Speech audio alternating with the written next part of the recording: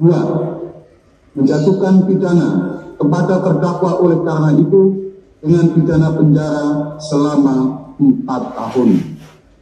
3. Menetapkan barang bukti berupa butir 1 buah flash disk merek SanDisk warna merah hitam yang berisikan foto dan rekaman video. Saya sangat sedih. Saya dituduh menista agama Islam.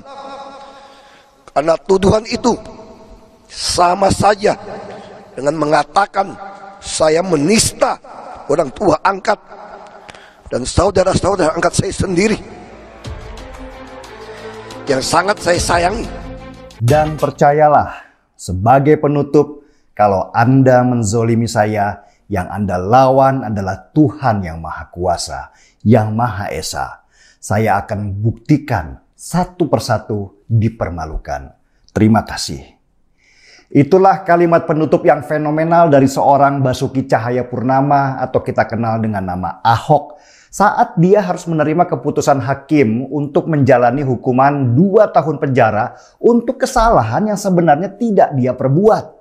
Itulah titik di mana keadilan di negeri ini benar-benar mati.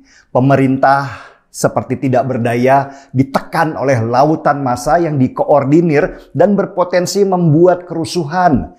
Jakarta benar-benar genting saat itu. Terjadi polarisasi yang kuat yang sangat mudah dibenturkan supaya negeri ini terbakar. Anehnya, satu persatu kelompok yang dulu berada di barisan untuk memasukkan Ahok ke penjara, kalau tidak bubar, ya orang-orangnya sekarang ada di sel. Jadi penasaran, benarkah karma Ahok itu begitu kuat sehingga terbukti apa yang dia katakan? Kita harus meyakini kalau doa orang yang sedang dizolimi itu begitu cepat sampai ke Tuhan dan dikabulkan. Tetapi proses terkabulnya doa selalu melalui peristiwa atau lewat manusia juga. Di sini yang sangat berperan besar dalam menghajar kelompok garis keras dengan tokoh utama Rizik Syihab ini adalah Presiden Jokowi. Banyak orang yang kecewa ketika Jokowi terlihat diam saja saat Ahok akhirnya terzolimi dan masuk penjara. Padahal situasi saat itu sangat berbahaya. Salah sedikit saja bisa hancur negara karena provokasi orang-orang yang berbaju agama. Dan Jokowi tahu yang diincar adalah dirinya, kursi jabatannya sebagai presiden, dan kasus Ahok dijadikan perantara. Diamnya Jokowi membuat banyak orang menganggap dia lemah terhadap tekanan kelompok ini. Jokowi dicaci maki oleh orang-orang yang dulu mendukungnya sebagai presiden. Tapi yang dilakukan Jokowi kemudian, ketika situasi sudah tenang dan keributan juga sudah reda, dia mulai menerapkan strategi pecah barisan.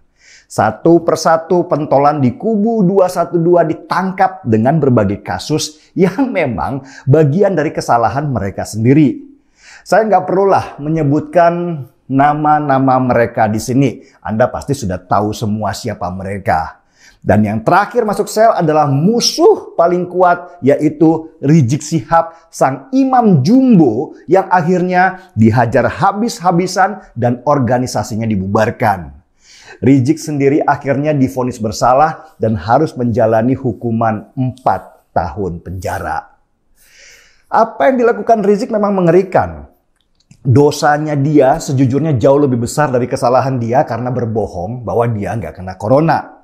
Dosanya Rizik Syihab adalah memanipulasi pikiran banyak orang dengan memanfaatkan nasabnya sebagai cucu Nabi untuk kepentingan dia pribadi. Dengan posisi itu, Rizik menjadikan dirinya sebagai nabi baru dengan konsep pengkultusan individu. Rizik buat pendukungnya adalah manusia yang gak bercela dan tidak ada dosa. Sehingga apapun yang dia katakan adalah kebenaran. Dan apapun yang dia lakukan patut dibela mati-matian. Kultus individu atau pemujaan berlebih terhadap seseorang terus dimanipulasi oleh Rizik dengan menyematkan gelar imam besar kepada dirinya sendiri. Sakit memang Rizik ini. Dia mungkin mengidap penyakit narsistik atau memuji dirinya sendiri secara berlebihan. Penyakit narsistik ini adalah penyakit jiwa. Gejalanya mirip banget dengan Rizik, yaitu dia butuh pujian kalau dirinya itu orang penting dan dia selalu mengabaikan perasaan orang lain.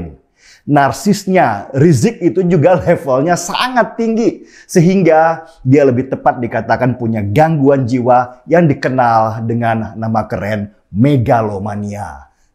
Kasihan sebenarnya kalau saya melihat Rizik yang terpenjara dalam pemujaan dirinya sendiri secara berlebihan. Tapi dampak yang dia lakukan itu akan sangat merusak. Orang yang percaya bahwa dia adalah cucu Nabi yang tidak berdosa akan melakukan apa saja untuk melindunginya, termasuk membunuh orang kalau bisa. Rizik sendiri mengakui kalau pemujaan orang terhadap dirinya datang dari umat yang polos dan lugu. Dalam artian umat polos dan lugu itu adalah umat yang gampang dibego-begoin sama Rizik dan saudara-saudaranya. Tapi umat yang bego, polos dan lugu ini kalau diperintahkan serang, maka mereka akan seperti robot yang bisa menyerang dan merusak apa saja karena mereka nggak mampu berpikir. Ketidakmampuan mereka berpikir memang sudah sejak lama diprogram sejak awal supaya mereka manut saja apa kata ulama karena ulama adalah jalan menuju surga. Jadi sudah seperti robot yang tidak punya akal untuk memilih mana yang salah dan mana yang benar. Itulah kenapa ketika Rizik memprovokasi di sidang, jangan salahkan saya kalau ada jutaan umat yang datang ke pengadilan karena imam besar dihina. Maka ada orang-orang atau robot-robot itu yang terpancing untuk memobilisasi dirinya datang ke pengadilan dan terpanggil untuk membebaskan Rizik. Mereka teriak-teriak jihad atau syahid sebagai jalan menuju surga. Meski anehnya ketika disemprot water cannon mereka serentak lari. Rupanya mereka lebih takut masuk angin daripada masuk surga saat itu juga.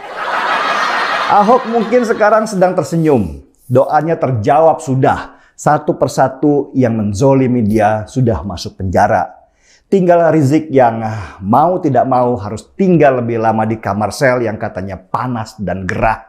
Meski kata para ustadz karbitan itu, penjara itu buat Rizik seperti taman surga. Marki sel, mari Rizik, kita persilahkan masuk sel. Saya seruput kopi dulu.